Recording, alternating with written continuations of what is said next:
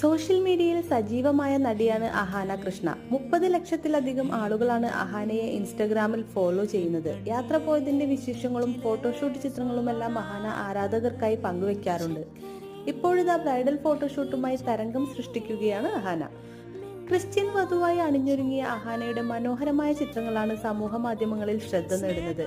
Light shade നിറത്തിലുള്ള net സാരിയിൽ minimal ആഭരണങ്ങൾ ധരിച്ചാണ് താരം പ്രത്യക്ഷപ്പെടുന്നത്.